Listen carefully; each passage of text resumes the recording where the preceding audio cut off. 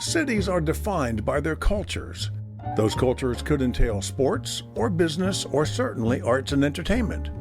Oklahoma City is thriving in all of these areas, but who makes that all happen? This Town OKC explores the people behind the cultures, their origins, their motivations, their challenges, and their dreams. I'm Rick Allen Lippert. I've been in this town for over 50 years with a front row seat to seeing the culture grow from a dusty bus stop on the Southern Plains to a flourishing destination. Join me as we meet the folks behind the culture on This Town OKC. Rhonda Clark, welcome back for the part 2 of your This Town OKC interview. When we last left you, you were about to embark on your days at Carpenter Square Theatre. I wasn't quite sure about it. I didn't know that much about it, but I kind of watched them during their first season and, of course, attended their first production, The Rocky Horror Show, in the Carpenter Paper Company warehouse. So the theater formed officially in 1984, but this Rocky production was January of 85. Right. Yeah. And I recall Randall White was Frankenfurter. Yeah, and he actually went to Jackie West. She was the director of this City Arts Council, and got permission to play Frankenfurter, and got permission in a way because it was very far out at that time. Very, very risque. Yeah. And I wonder if he's the only Frankenfurter, probably not by now, to have performed in corset, fishnets, and cowboy boots. Probably the first. Maybe certainly not the last. Yeah, yeah. Well, of course, the corset and fishnets, but the cowboy boots. But when you had the cowboy interesting boots. Touch. Yeah. But, and I attended, and I remember, oh gosh, that warehouse. They had mostly folding chairs with wooden seats and backs. And for some very silly reason, Steve Van and I came in, and my seat was directly up against a 4-inch by 4-inch wooden column. Mm-hmm. If I had been willing to stay in that seat, I would have been straddling the wooden column. I think I've sat in that seat. Doing this. Well, Steve, raised a fuss. This is ridiculous. Why would you sell a ticket to that seat? Blah, blah, blah, blah. So I remember that as much as I remember the show itself, just trying to get a seat where I could see the show. And anyway, so I kind of watched them as they were going through. And then near the end of that first season, I auditioned for Torch Song Trilogy and got cast as Laurel, who, that play, the original play, had 3 acts to it. And I was in Act 2, which was a giant bed that was about, 18 feet across. And of course, it was raked, which means the back or the upstage, if there were a head to the bed, that was higher. And we had, blankets and all that sort of thing. And to move from one scene to another in the bed, sometimes we would literally roll down the bed. Kate Hammett Leader, I think she was still Kate Hammett at that time, directed that show. That show had a lot of challenges in more ways than one. It's kind of amazing that Carpenter Square still exists. It really is, because there was lots of crazy things that happened, like technical equipment being stolen and recovered in a field, and and us not having tech rehearsals because we're quote unquote waiting for equipment on a truck from Dallas and whatever, But the show went on, and that was it was a special experience. It wasn't an easy experience, but it was a special experience. That was my first experience with Carpenter Square. I attended most of those first season plays. They were always sold out because it was something so new, doing really new, unique plays. Mm-hmm. I mean, Torch Song Trilogy, which Harvey Fierstein wrote and starred in New York. And then, of course, the Rocky Horror Show, which I remember kind of scoffing when they announced that, because they were talking about doing new. And I was like, that's not new. But it was new for stage in Oklahoma City. Yeah, when I was at OU or just out of OU, they were running the movie at Stubman Village Mall every weekend. And I remember going up those steps, and there would be people dressed as the characters coming up the steps with me. Some of them people would know, such as Richard LeMan, would be dressed in character for the occasion. Brenda Williams, rest in peace, Brenda.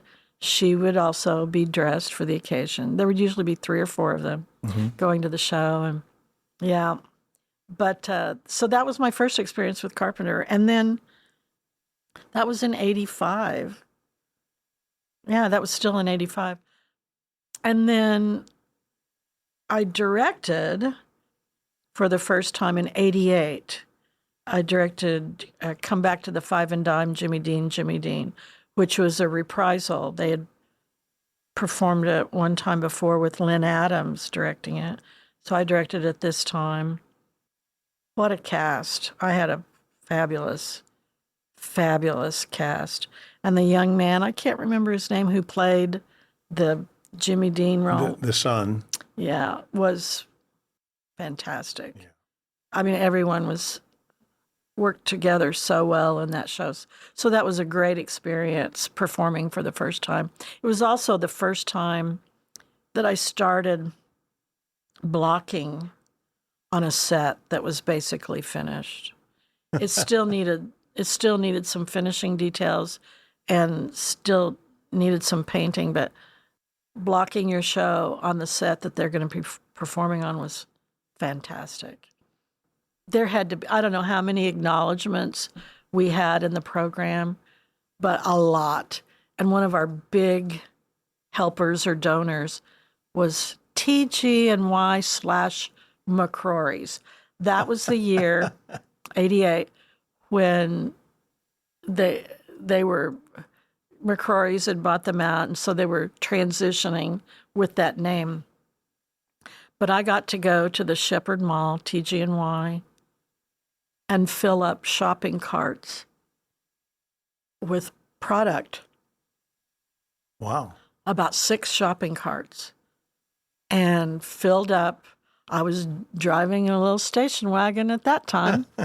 Fill up my little station wagon. I think I was still driving that Fiat station wagon with all of that stuff that was loaned to us. And of course, we paid for the cookies and things like that we ate during the performances. But other than that, we returned everything to the store. Wow. Yeah. So that was, I mean, it really was community theater at its best. I mean, we scrounged and got stuff for the show from everywhere. Doobie Potter was in that show. Chris Whitten at that time, Chris Scanlon now. Pat Tweed. Pat Tweed. I want to backtrack just a little bit because you had mentioned how innovative Carpenter Square was, and certainly in its first year or two, and all the very interesting things that were going on. There was a lot of very innovative artistic endeavors going on around the city at that time. And there was a group that was referring to Oklahoma City as the New Paris during those days. Really? Was that the days of the CAF? CAF had already burned down. Okay. Linda McDonald had started the Storefront Center. Which I attended shows there. Yeah, same here. And it was largely a group that hung out at VZDs. Uh-huh. And that group considered themselves all part of the New Paris. But there was a lot of the Ollie Follies was a community review show that sprung up in the summertime. I was very aware of the Ollie Follies because working at Stage Center. Yeah. Or the theater center. And we did a couple of years there to benefit. That ended up barely covering the electrical bill for the air conditioning. And we thought we were helping. And really, all we were doing was covering the electric bill. Yeah. And anyway, back to directing and I guess also acting at Carpenter Square. Well, as we get into the late 80s, early 90s. Well, there was a time that the theater really was in transition, and there were a few of us who had been working at the theater, and the board needed to create a season. And they came to a few of us and said, please help us create the season. And so we said, well, at this point, we're going to have to start the season late. We're going to have to start it in October. There's no way we can get it together for September. But we put together a season for them. And then I was invited on the board. Do you recall what year this was? That was 89? No, that had to be 88. So maybe me doing Jimmy Dean was a part of that, because I believe that show was in October of 88. I'd have to look at our records, which I always have in the middle of our season program at Carpenter Square. What exact year that was. So yeah, I was on the board for several years, and then when the city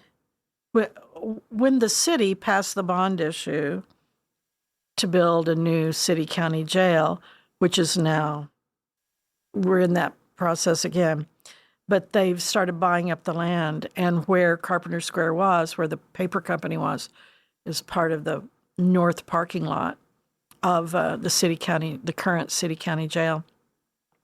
And we still got to perform there through the end of the year and not paying any utility bills because the city told us we didn't have to. They would take care of it or whatever.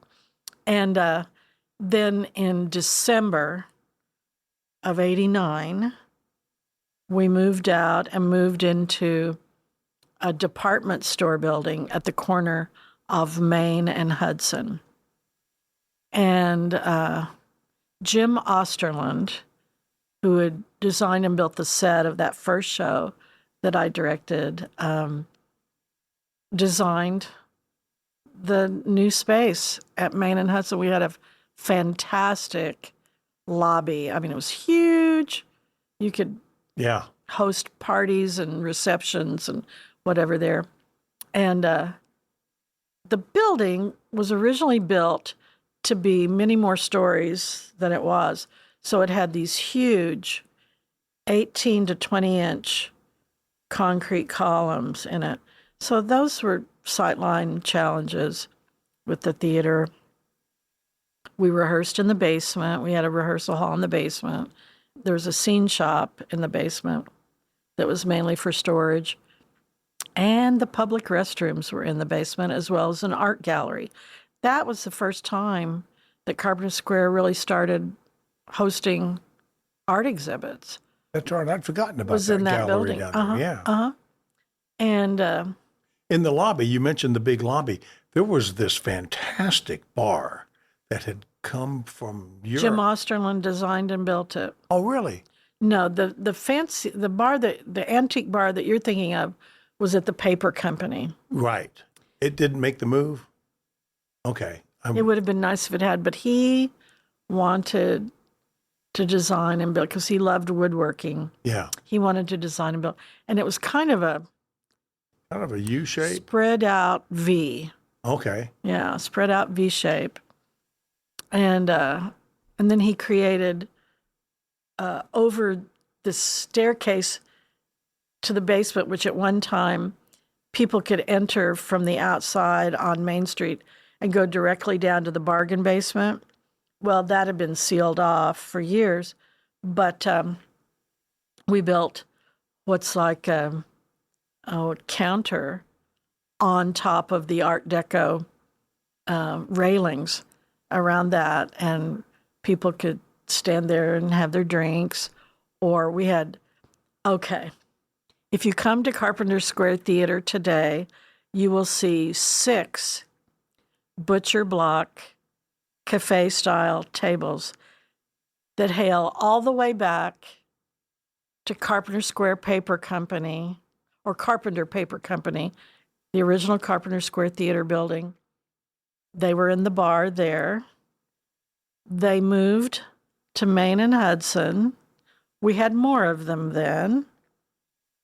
And then when we moved to Stage Center in 97, those tables went up to the rehearsal hall C, or the cabaret was called by then.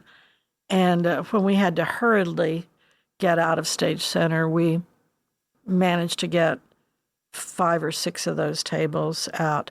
So we have the tables from the very beginning of Carpenter Square in our current location. Yes, at our current location. The chairs have changed many times over the years, but we still have those. I mean, they are virtually indestructible. Oh my gosh, and incredibly heavy because they're butcher block. But that's a cool thing to know that and have helped move those too many times. They are heavy. They're very heavy. And I became part-time at Carpenter Square. I was still an artist in residence, a solo artist in residence for many years in the 80s and 90s. And then in 99, and had been part-time for Carpenter Square doing PR, writing press releases, writing audition notices, and getting photos taken, and all that stuff. And then in 99, I came on full-time on staff. So I've been around, long time. Maybe some people would say too long. So you have certainly been integral in every move the theater has made. Yes. Starting... sometimes gnashing my teeth. Yeah. Well, change doesn't always come welcome.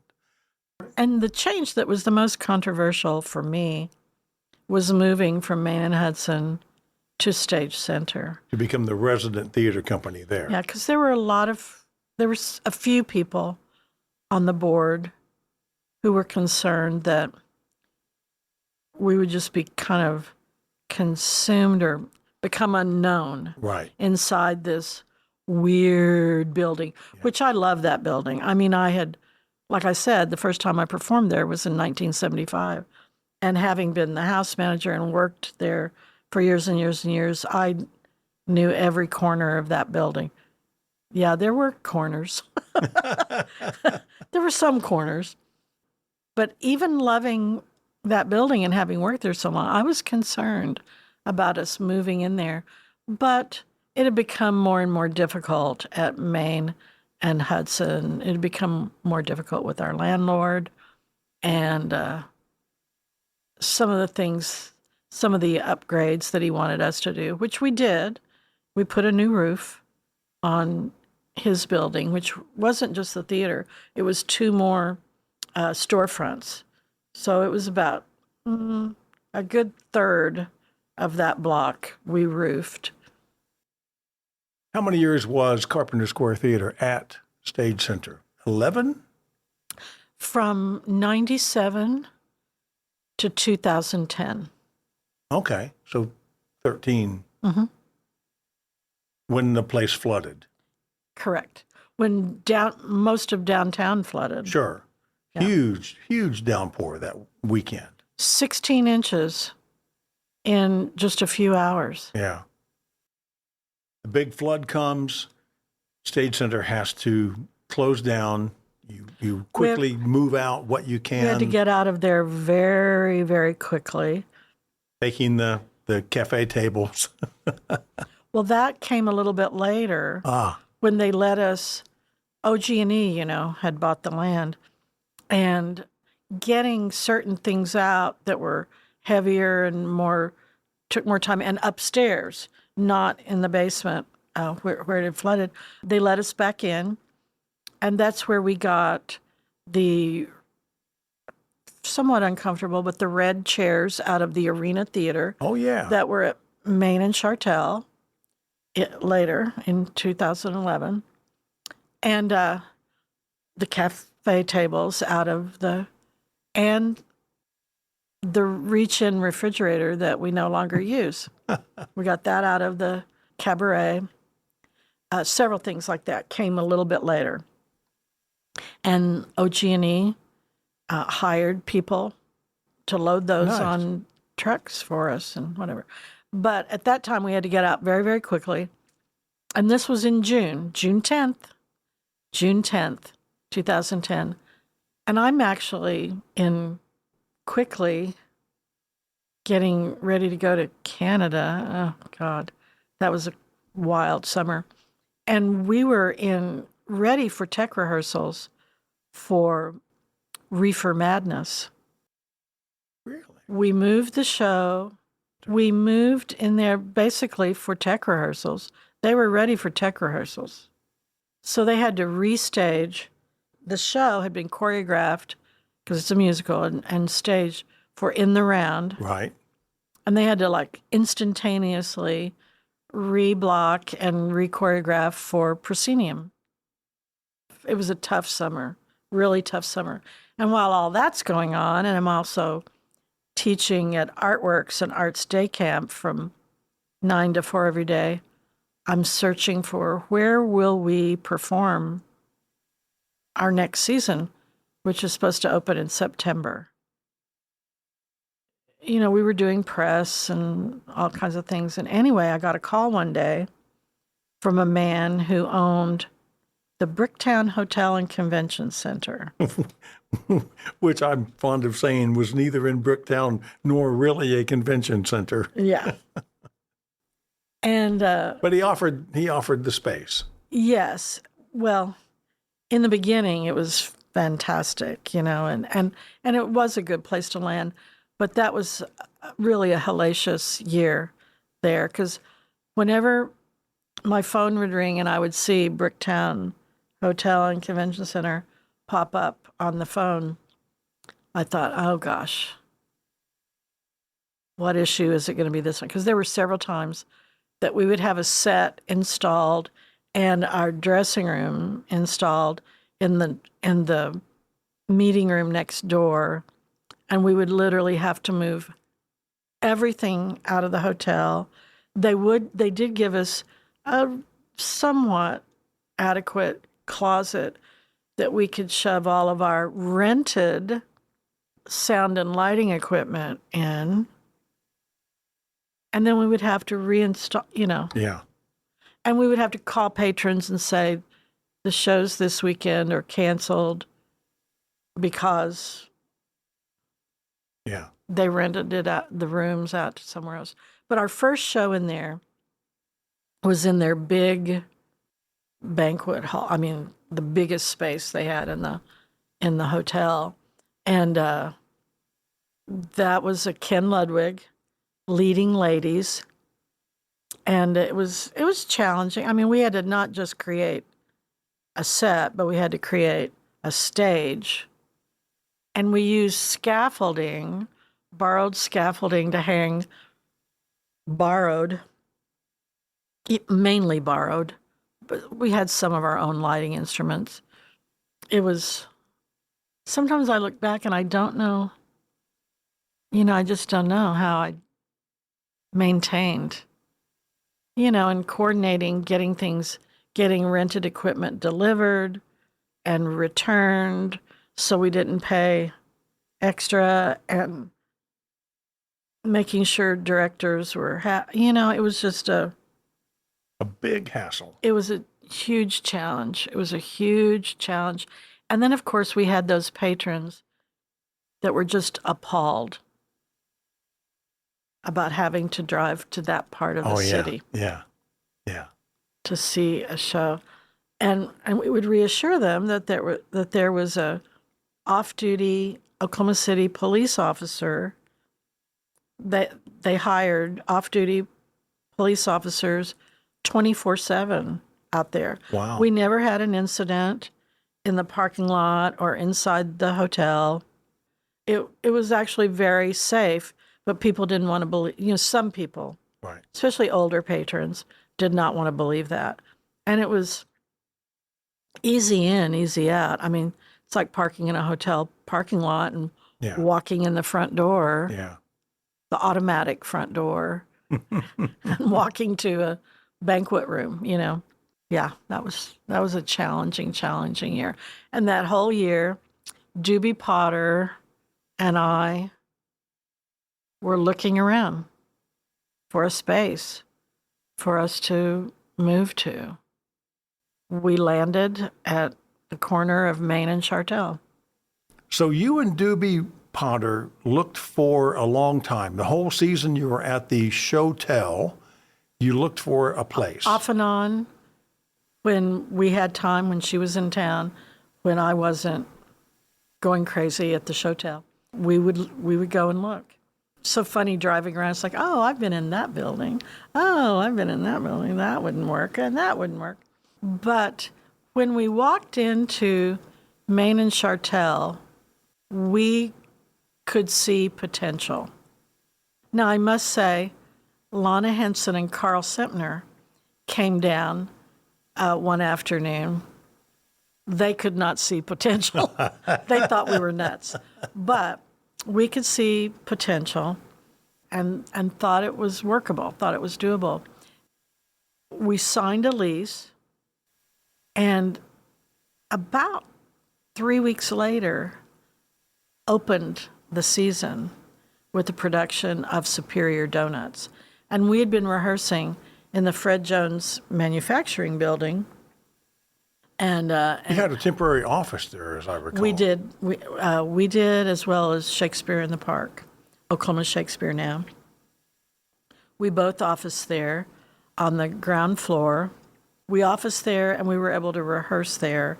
The president of our board was the president of Fred Jones Manufacturing at that time. That was handy. So that was our connection. We held board meetings there.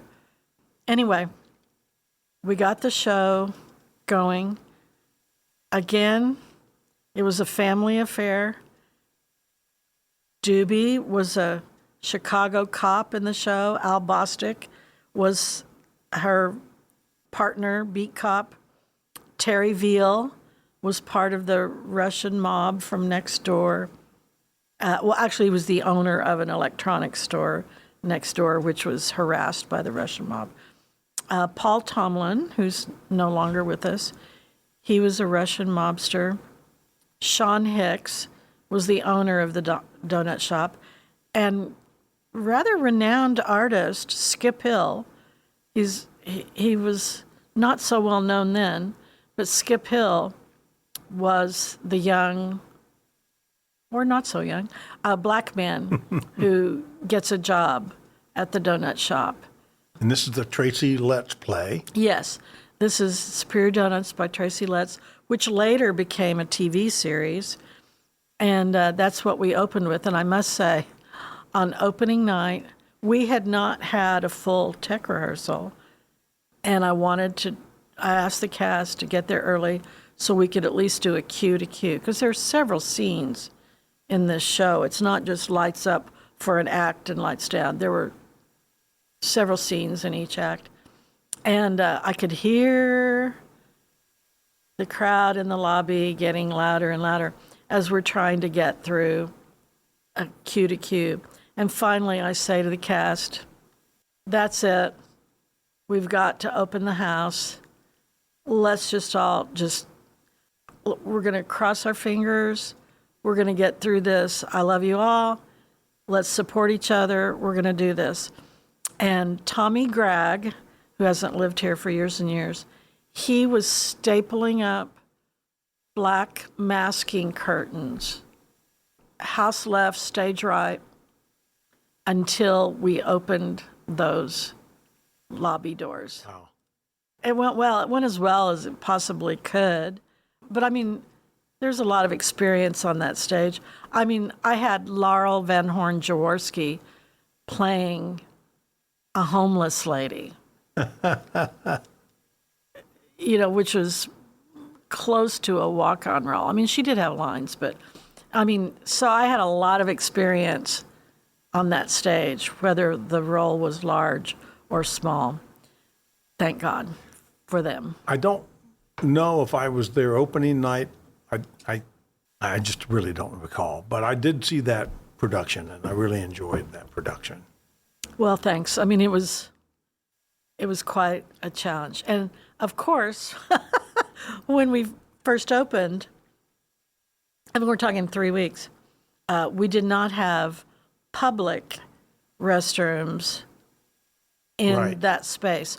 The cast backstage with the dressing room, they had a restroom, thank goodness.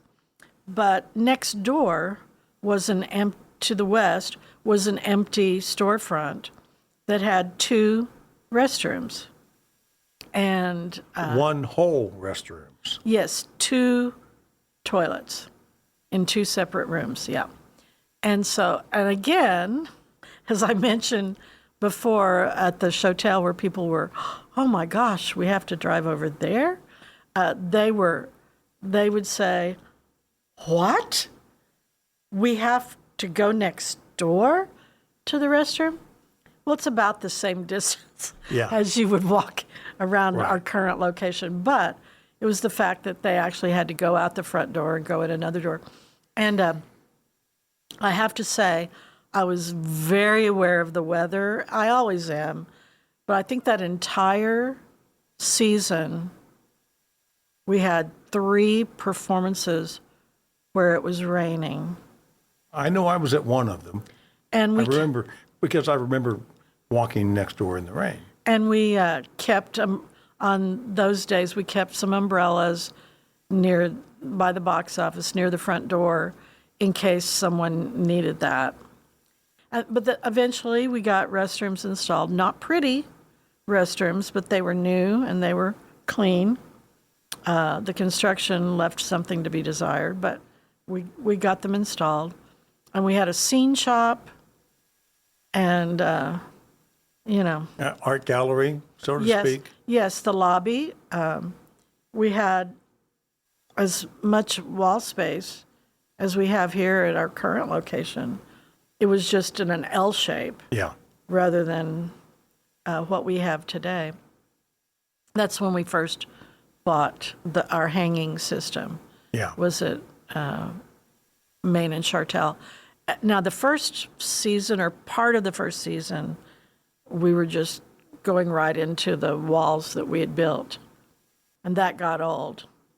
Fixing the nail holes and repainting, and let me tell you, that got old. Because guess who usually did it? Me. She says, raising her hand. But, and I must say, I encountered my first earthquake in that building. Again, Doobie and I were there late one night. Some other folks had gone on to a cast party on the far northwest of the city. But Doobie and I were still there because the artist from Ardmore, who had just exhibited, was coming to get his artwork. And I was in the dressing room, and Doobie was in the dressing room, and we saw a hat rack doing this. Swaying back and forth. Yeah. Oh, yeah. Right. Yeah. This is radio. Yeah, that's right. It was swinging back and forth, and Doobie was like, "What do you think that is?" And I said, "This would be an earthquake." And we went running out to the front because he was loading his vehicle with fairly large pieces of art, framed art. And while we were there, all of the ceiling tiles. Oh, my. Yeah. Yeah, that quake went on for several seconds. And so that was... Did they fall or just rattle? They just rippled up and fell back down. Yeah, okay. Yeah. And so that was my first earthquake. I didn't go on to the cast party. But I talked to people, and people who were on their way to the cast party didn't know anything had happened because they were driving. And, yeah. My first earthquake at Carpenter Square.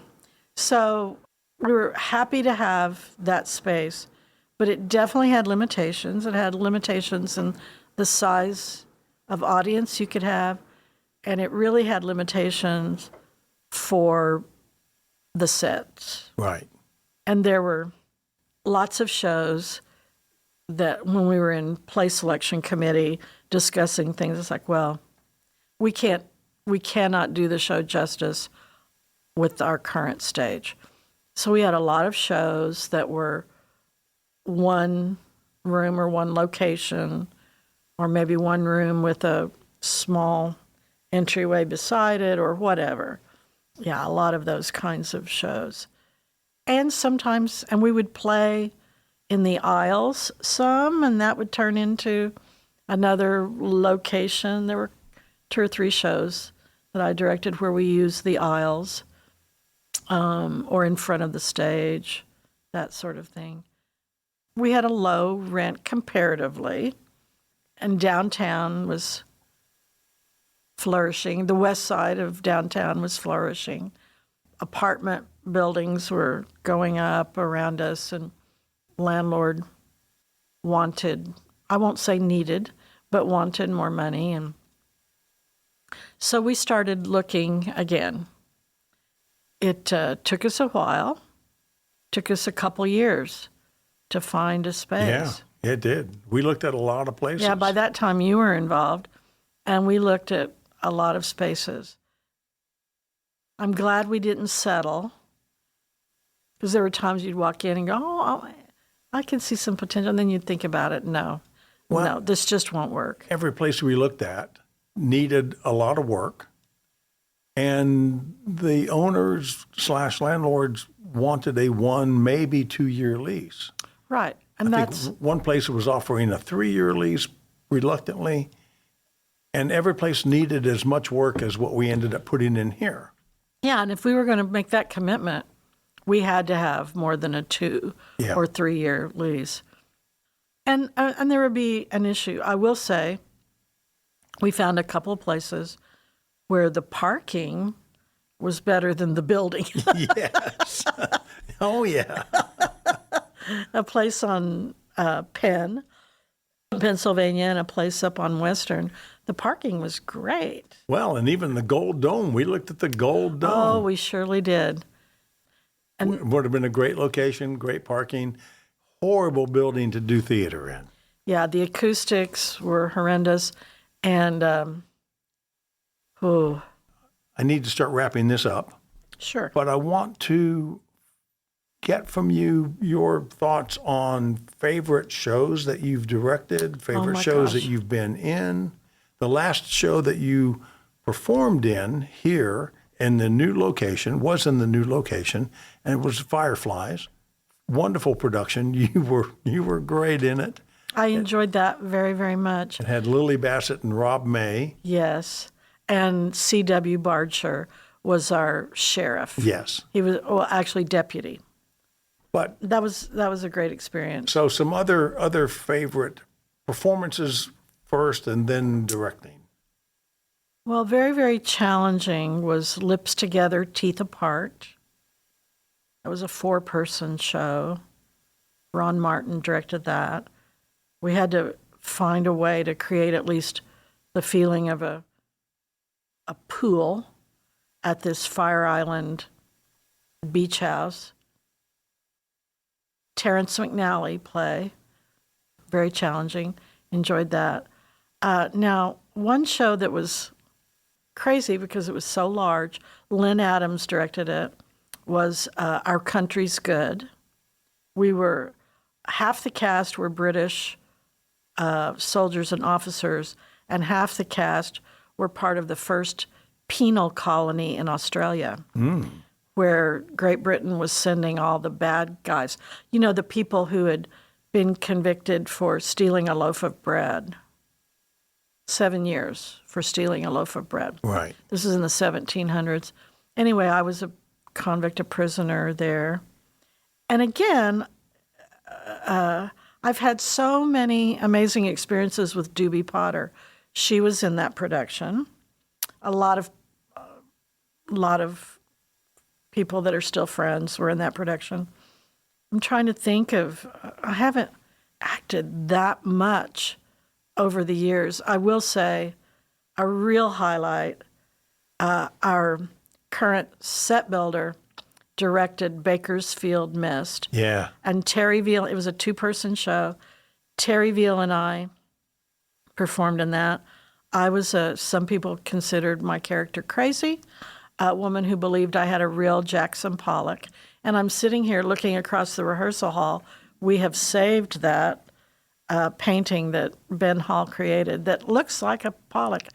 And I plan on mounting it above the water fountain in the gallery. It's a great piece. It's a great piece. And then and I had to finagle that through a very small doorway onto the stage every night. And I was very thankful that I didn't have to take it off stage in front of an audience. Terry Veal played an art expert from New York who was sent down to authenticate or burst my bubble in that show. Loved that. And a very challenging show. We ended up canceling the first time we were going to do it. Was Good People. And Ben Hall directed the production that we ended up producing. And again, Doobie Potter was in that show. She played my landlady in that show. We would go play bingo. Those were hilarious scenes. Well, let's get on to some directing shows. My computer is telling me my battery is running low. I'm down to 10%. So. Okay. Well, I have to say, a show that maybe not a lot of people saw, but I absolutely loved, was Conversations with My Father. It's an epic show. Epic. And it really touched people, especially men, because it deals with generations of men in a family. And again, Doobie was in that show, but I loved working on that show, and the detail that we put into the set, and and it was generations. The show spanned from the 30s to the 70s, and so we went through different eras of costuming and all sorts of things. But I loved that show, and pretty much I love farce. Mm-hmm. So I've thoroughly enjoyed all the Ken Ludwig comedies that I have directed. And I don't know what to say. There's so many. Proof was a highlight. The set that Corey Martin created for that show was truly an environment in the Arena Theater at Stage Center. It was a great experience. I had a really good cast. Loved that show. There are just so many over the years that I've enjoyed. It's hard to say. I'm trying to think of the first Carpenter Square show that I directed at Stage Center. And then both of the Stage Center Presents shows that I directed for Carpenter Square Theatre, which was a theater series where different theaters in the area had one production in the series, and the Arts Council spearheaded Stage Center Presents. Both of those shows that I directed were really close to my heart. Les Liaisons Dangereuses and The Lion in Winter. We performed those on the Tolbert stage, which was the Horseshoe. The big. Theater, the bigger stage, yeah. All of the people in both productions, as well as the quote-unquote stars that we brought in, were fabulous to work with. Really, really good experiences, both of those shows. So I don't know. Lots of memories, so many memories. I've made such good friends with people, and so many people who have come and gone, who are either no longer among the living or have moved away or have just decided not to do theater anymore. But for the most part, it's about relationships. Lots of good friendships over the years. What's next? Well, settling in on Reno. There's always some improvement that we can do. And I guess at some point I'll have to face retirement. I always say that I'd like to just drop dead in my tracks. But for me, I'm going to be directing It's a Wonderful Life radio show for the holiday season. And I'm really like this version of the show. There's a man, the playwright, specializes in radio shows and is even a composer. So we have his score to underscore the play, and of course we'll have live sound effects. It's just a lot of fun. We've done so many of these radio shows over the years. The first time I directed it 10 years ago, I hadn't had that experience. And now, having been involved with it during the pandemic and even post-pandemic, it'll be different going into it. I'll be more confident, I think, about going into that.